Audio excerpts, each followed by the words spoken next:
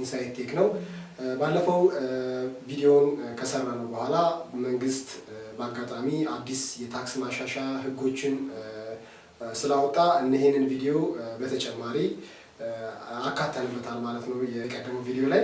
በመጀመሪያ ስናየው ማሻሻያው መኪኖቹ ሙሉ በሙሉ ተገጣጥመው የሚገቡ ወይም ደግሞ ጣጣቸውን ጨርሰው የሚገቡ መኪኖች ከሆኑ እነዚህ መኪኖች ላይ 15% ብቻ ታክስ ተጥሎበታል ማለት ነው። የገቢ ግብሩን ብቻ ያጠቃልላል ማለት ነው። ሌሎች ተጨማሪ ታክሶችን አይጨምርም ማለት ነው። እነዚህ ማለት የኤክሳይዝ ታክስ እንዲሁም ደግሞ ሌሎች ታክሶችን አያጠቃልልም ማለት ነው። ወይም የእሴት ታክስ እና የሚባል ነገር የለውም። የገቢ ግብሩን ብቻ ታክስ ከፍላችሁ 15% ሙሉ መኪናውን ማስገባት ትችላላችሁ ማለት ነው።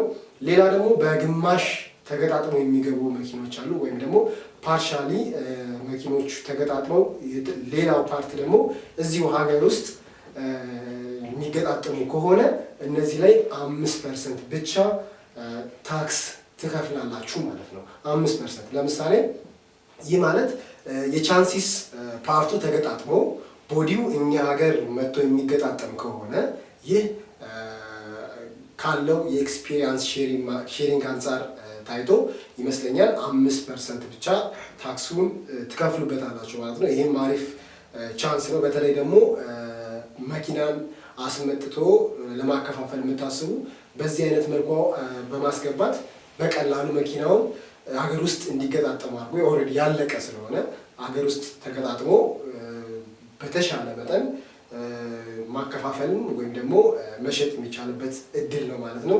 ሌላው ደግሞ ስፔር ፓርቶችን በአጠቃላይ ገዝቶ ሀገር ውስጥ ገጣጥሞ ማቅረቡ ላይ የሚል ነው። ይሄ ደግሞ ካለው የኮስት አንጻር ታይቶ ይመስለኛል ሙሉ በሙሉ ከታክስ ነፃ ነው ማለት ነው። ያ ማለት ከእናንተ የሚጠበቀው የሺፒንግ እና የማቴሪያሎችን መግዛት ብቻ ነው። አለቀ። በአጠቃላይ ከምትፈልጉት ሰፕላየር የምትፈልጉትን አይነት የመኪና ፓርት ትገዛላችሁ ወይም ደግሞ ኪት ትገዛላችሁ። ፉል ኪት የያዘ የሚያቀርቡ ሰፕላየሮች አሉ።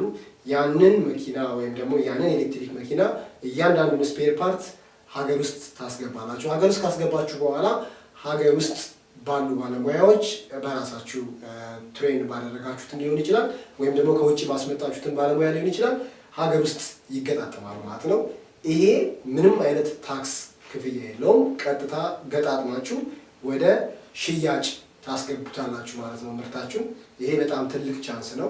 በተለይ አሁን ላይ ባለው የትራንስፖርቴሽን ችግር መንግስትም በእነዚህ አይነት መልኩ እነዚህ ነገሮች ማቃለል ስለሚፈልግ ለእናንተ ትልቅ እድል ነው ብዬ አስባለሁኝ። ለተጠቃሚም እንዲሁም ለዲለሮች ቢሆን ማለት ነው። ስለዚህ ይህንን ሀሳብ ከግምት አስገብታችሁ የፈለጋችሁትን የመረጣችሁትን የኤሌክትሪክ መኪና ወደ ሀገር ውስጥ ማስገባት ትችላላችሁ ማለት ነው። እርግጠኛ ነኝ እንደወደዳችሁት ተስፋ አደርጋለሁ።